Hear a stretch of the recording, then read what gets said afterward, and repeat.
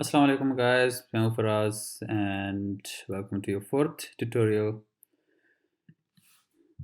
Last video में हमने operators पे बात की जिसमें arithmetic operators and comparison operators थी जो कि ये plus minus multiply divide and modulus ये अरिथमेटिक ऑपरेटर्स में आते हैं और जो ये equal to not equal to greater than less than ये सारे कंपैरिजन ऑपरेटर्स में आते हैं।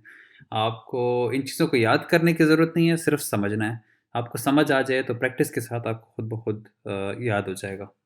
तो ये बेसिक चीज़ें हैं, तो इसको सिर्फ समझना इंतहाई ज़रूरी है। तो अगर आपको समझ आ गई है तो कंटिन्यू करें, नहीं समझ आई तो लास्ट वीडियो दोबारा एक बार देख लें और फिर भी समझ ना आए तो कमेंट करें, शायद मुझसे कुछ मिस हो गया हो। तो आज हम कंटिन्यू करेंगे फंक्शंस पे और फंक्शंस में हम कोशिश करेंगे कि इन ऑपरेटर्स का इस्तेमाल करें। फंक्शंस किस तरह बनती हैं? जावास्क्रिप्ट में फंक्शन बनाने का तरीका है कि उसमें एक फंक्शन का कीवर्ड होता है, फंक्शन, और फिर आपने बताना है कि फंक्शन का नाम क्या है। तो मैं कहता हूँ कि ऐड मैंने एक फंक्शन का नाम रख दिया। तो फिर आपने पैरेंथेसिस का इस्तेमाल करना है, ये इसको पैरेंथेसिस कहते हैं, इंग्लिश में इसको पैरेंथेसिस कहते हैं। तो मैं भी इसको पैरेंथेसिस कहूँगा। फिर कर्ली ब्रैकेट्स होती हैं, इस तरह ये है। अब आपको इन चीज़ों का बता दूं, ये पैरेंथेसिस हैं, ठीक है, ये कर्ली ब्रैकेट्स हैं, ठीक है, और ये स्क्वायर ब्रैकेट्स हैं। ये तीन किस्म के ब्रैकेट्स आप पूरे प्रोग्रामिंग में यूज़ करेंगे। और फंक्शन के लिए दो दो ब्रैकेट्स यूज़ होती हैं, ये पैरेंथेसिस एंड कर्ली ब्रैकेट्स। इनके शक्ल से ही पता लग जाता है। ये कर्ल्ड हैं तो इसको इसलिए कर्ली ब्रैकेट्स कहते हैं, तो ये स्क्वायर है इसलिए इसको स्क्वायर ब्रैकेट्स कहते हैं, और ये पैरेंथेसिस हैं। तो फंक्शन बनाने का मेन सिंटैक्स है वो ये, फंक्शन लिखेंगे, ये कीवर्ड है, ये आपने खामखा लिखना है अगर फंक्शन बनाना है। इससे फंक्शन बनेगा, जावास्क्रिप्ट को पता लगेगा कि अब ये फंक्शन लिखने जा रहे हैं। फिर आपने नाम देना है, आप कोई भी नाम लिख सकते हो। एडिशन में नाम लिख देता हूँ या अपना नाम लिख देता हूँ। तो ये एक नाम है, यहाँ पे आपने नाम लिखना है कि फंक्शन का नाम क्या है। जिस तरह वेरिएबल हमने डिक्लेयर किया था, हमने यहाँ पे कॉन्स्ट लिखा है, फिर उसके बाद वेरिएबल का जो नाम था वो लिखा है। तो जावास्क्रिप्ट को पता लगता है कि यार आगे इसने वेरिएबल डिक्लेयर करना है या फंक्शन डिक्लेयर करना है। तो यहाँ पे आप डायरेक्टली फंक्शन लिखोगे और फंक्शन का नाम लिखोगे। फिर पैरेंथेसिस आती हैं और पैरेंथेसिस के बाद स्क्वायर ब्रैकेट्स आती हैं, जो कर्ली ब्रैकेट्स आती हैं। अब जो कर्ली ब्रैकेट्स हैं ये फंक्शन का डाटा है, मतलब कि इसकी फंक्शन की बॉडी है, इसके अंदर सारा काम होगा। जो पैरेंथेसिस है इसके अंदर आप कुछ पास कर सकते हो डाटा वगैरह, तो आगे आपको समझ आएगी। फिलहाल हम एक ऐड का एक फंक्शन बनाते हैं जिसके अंदर हम लिखेंगे console.log समथिंग, बस ऐड फंक्शन हम लिख लेते हैं कि यार ये ऐड फंक्शन है या this is an add function, ठीक है। इसको कॉल करने का तरीका क्या है, इसको यूज़ कैसे करोगे? अब ये तो डिक्लेयर हो गया है, डिक्लेरेशन का मतलब है कि ये फंक्शन बन गया है, बस अब ये फंक्शन बना है, लेकिन इसको यूज़ भी करना होता है। जिस तरह अब वेरिएबल डिक्लेयर करते हो कि let x is equal to 1, तो ये डिक्लेयर हो गया, अब ये यूज़ नहीं हुआ कहीं। यूज़ करने के लिए हमने क्या किया था, क्या x प्लस वाई कर लिया था या console.log x कर दिया था, तो ये हमने यूज़ किया। एग्जैक्टली इसी तरह अब फंक्शन हमने डिक्लेयर कर दिया, ये आप समझें कि आपने एक वेरिएबल डिक्लेयर किया हुआ है, लेकिन डिक्लेरेशन करने का तरीका है कि फंक्शन फंक्शन के थ्रू हमने डिक्लेयर किया। तो आपने ये फंक्शन बनाया, अब इसको यूज़ करने के लिए आप डायरेक्टली ऐड लिख लेंगे, ठीक है, फंक्शन का नाम जो है, और पैरेंथेसिस डाल देंगे जो कि ये है, ठीक है। ये पूरा जो आप यहाँ पे लिख लोगे तो इसका मतलब है ये कॉल हो गया। अब मैं इसको हटाता हूँ, फिलहाल मैंने रन किया, कोई एरर नहीं आया, ठीक है, और प्रिंट भी नहीं हुआ क्योंकि मैंने अभी तक ऐड को कॉल नहीं किया। तो अब मैं ऐड कॉल करता हूँ और मैंने पैरेंथेसिस डाला, मैंने रन किया, this is an add function. तो इसके अंदर जो डाटा था वो प्रिंट हो गया। इसके अंदर जो भी आप लिखते हो, कोई भी कोड लिखते हो, आपने ऐड मल्टीप्लाई जो भी वेरिएबल डिक्लेयर करने हैं आप इसके अंदर कर सकते हो, वो सारा काम करेगा।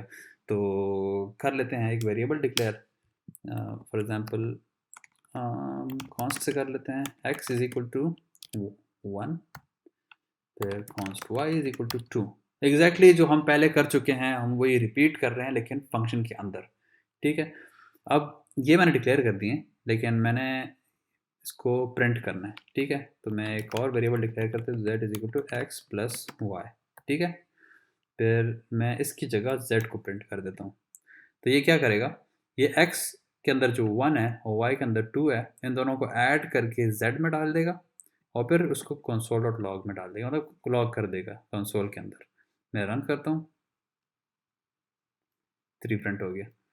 तो फंक्शन यूज़ करने का फ़ायदा ये होता है कि आप इसमें डिफरेंट पैरामीटर्स पास कर सकते हो ताकि अम, अब वेरिएबल से तो आप कर ही सकते हो, ये सारा काम तो आप नॉर्मली वेरिएबल्स भी कर सकते हो और उसको दोबारा z को बस आप हर जगह कॉल करोगे तो एक ही बात हुई। लेकिन अब अगर आपकी जो वैल्यू है यहाँ पे ये चेंज होती रही, फॉर एग्जांपल मैंने 1 को चेंज करके 10 करना है, तो अब मुझे यहाँ पे फंक्शन के अंदर चेंज करना पड़ेगा। तो ये ऐड का जो फंक्शन है ये जनरल फंक्शन ना हुआ, ये सिर्फ इसको आप नाम कर दें, चेंज कर दें ऐड 1 एंड 2, तो इसका तो मतलब ये हुआ ना। तो इससे अच्छा है कि हम एक जनरल फंक्शन बनाएं ऐड और यहाँ पे हम वेरिएबल डिक्लेयर कर दें। अब वेरिएबल फंक्शन में ऐसे डिक्लेयर होते हैं कि हम ऊपर लिखें x और y, ठीक है, और ये चीज़ें हम हटा देंगे। हम कहेंगे x एंड y हम कहीं और से पास करेंगे, तो ये हमने हटा दिया। अब x एंड y यहाँ पे पड़े हुए, ठीक है, ये वेरिएबल के अंदर मैं यहाँ पे लिखता हूँ 1, 2, ठीक है। जिस तरह यहाँ पे लिखा हुआ है x, y, मैंने 1, 2 लिख दिया।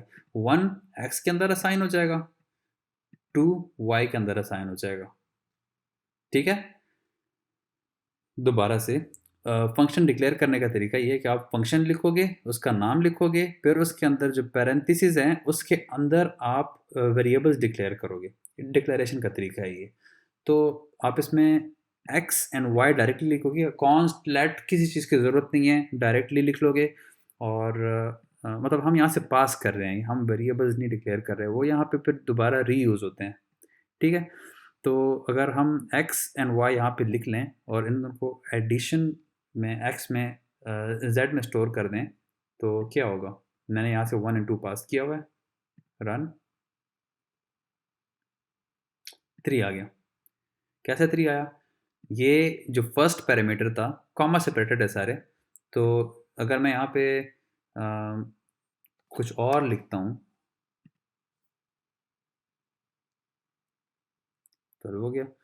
तो ये फर्स्ट पैरामीटर जो है ये x में असाइन होगा, जो सेकंड पैरामीटर है ये y में असाइन होगा। इसको हम पैरामीटर्स कहते हैं क्योंकि ये इस फंक्शन की मतलब इस फंक्शन का हिस्सा है। हम इसको कह देते हैं कि जो फर्स्ट वैल्यू है वो x है और वो सेकंड वैल्यू y है, तो हम यहाँ से वो वैल्यू पास करेंगे। अगर हम सेकंड वैल्यू पास नहीं करते तो y की वैल्यू अनडिफाइंड जाएगी, उसको लगेगा कि y में कुछ है ही नहीं। तो जब हम रन करेंगे तो क्या आएगा, नॉन, मतलब कि नॉट अ नंबर। नॉन का मतलब है नॉट ए नंबर, मतलब कि x को ऐड किया है इन्होंने अनडिफाइंड के साथ, जो कि ऐड नहीं हो सकते। x एंड y अब ऐड नहीं हो सकते, तो ये सेकंड पैरामीटर अब ज़रूरी है यहाँ पे हमारे लिए। तो ऐड का फंक्शन हम यहाँ से कॉल करेंगे, यहाँ से कॉल हुआ और इसने अपने ऑपरेशंस करके कंसोल कर दिया। तो बेसिक सिंटैक्स है फंक्शन का, सिंपल आपने कीवर्ड यूज़ करना है, फिर फंक्शन का नाम, फिर पैरेंथेसिस और कर्ली ब्रैकेट्स के अंदर आप जो भी लिखोगे वो एग्जीक्यूट होगा जब आप उसको कॉल करोगे। आपने सिर्फ ऐसे कॉल करना है, ठीक है। आप इसको मल्टीपल टाइम कॉल कर सकते हो, ज़रूरी नहीं कि 1 टाइम कॉल करो। तो ये मैंने 13 प्लस समथिंग कुछ कर लेते हैं, तो एक बार 15 हो गया, 10 + 15, और एक बार 13 + 4 हो गया। ठीक है, अब इसको 100 टाइम्स ऐड कर सकते हैं, कोई इशू नहीं होगा। ठीक है, इसको हम चेंज कर देते हैं थोड़ा सा।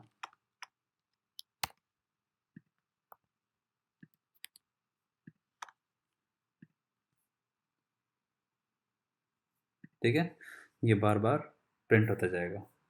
तो ये फंक्शन की एक फंक्शन का जो नॉर्मल फंक्शन लिखने का तरीका है वो ये है। और उस फंक्शन का नाम लिख के पैरेंथेसिस में उसके पैरामीटर पास करेंगे तो उसको आप कॉल कर सकते हो उस फंक्शन को। फिर इसमें अब हमेशा तो आप कंसोल पे प्रिंट नहीं करोगे, क्या पता आप इसको एक वेरिएबल के अंदर स्टोर कर दो कि ऐड से जो वैल्यू आती है उसको मैंने वेरिएबल के अंदर स्टोर करना है। तो वो आप यहाँ पे तो नहीं करोगे। तो उसका तरीका ये है कि आप ऐड के अंदर एक रिटर्न स्टेटमेंट कहते हैं कि इस फंक्शन से मुझे कुछ रिटर्न चाहिए। तो रिटर्न क्या है, मुझे एक जेड रिटर्न चाहिए, एक्स प्लस वाई की जो जो भी रिजल्ट आता है वो मुझे रिटर्न कर दो। तो इसको वापस अपनी जगह पे ले जाते हैं। अब एक्स एंड वाई से जो रिटर्न आएगा, अब इसने रिटर्न तो कर दिया लेकिन हमने अभी तक नहीं कहा कि इसको कंसोल में प्रिंट करना है कि नहीं करना, बस इसने रिटर्न कर दिया। इसने कहा है कि मेरा काम ख़त्म हो गया, इसकी एडिशन की वैल्यू है, ये तुम ले लो। ठीक है, मैंने रन किया, इसने कुछ भी प्रिंट नहीं किया क्योंकि इसने सिर्फ रिटर्न किया है। इसने ये नहीं कहा कि तुमने कंसोल में लॉग करना है। तो ऐसी कोई भी बात नहीं हुई। तो हम यहाँ पे करते हैं कि एक वेरिएबल लेते हैं जो z की वेरिएबल जो कि हमने अंदर डिक्लेयर की थी, यहाँ पे कोई और कर लेते हैं, रिज़ल्ट कर लेते हैं। रिज़ल्ट इज़ इक्वल टू, इससे जो भी रिज़ल्ट आएगा, ये रिटर्न जो भी होगा z का, वो रिज़ल्ट के अंदर स्टोर हो जाएगा। ठीक है, और फिर हम करते हैं console.log रिज़ल्ट।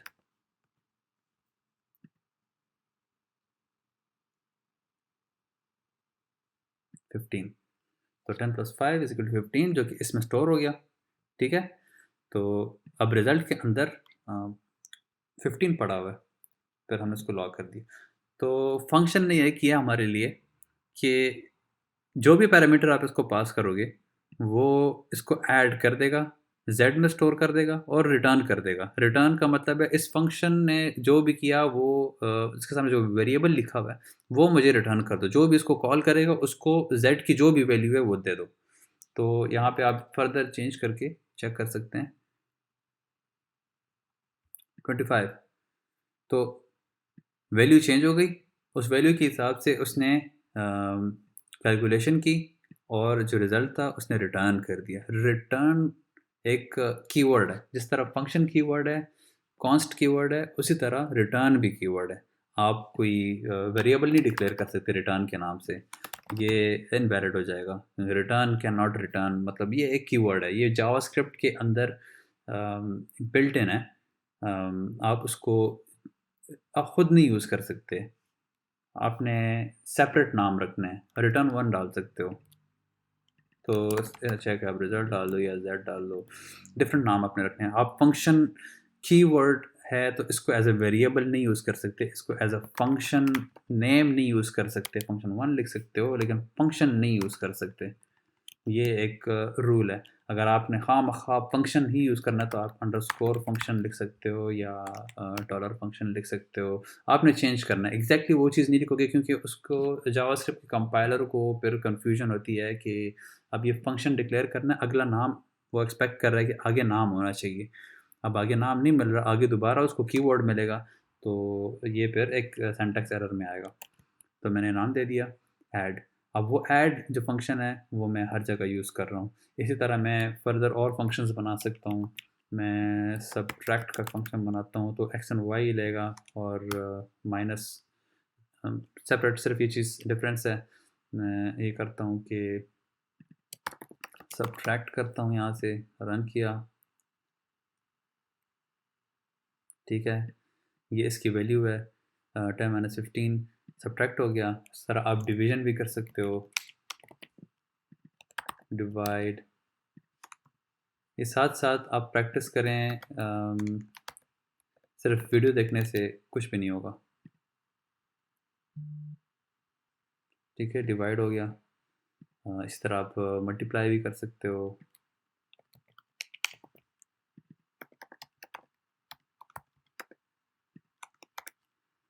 ठीक है।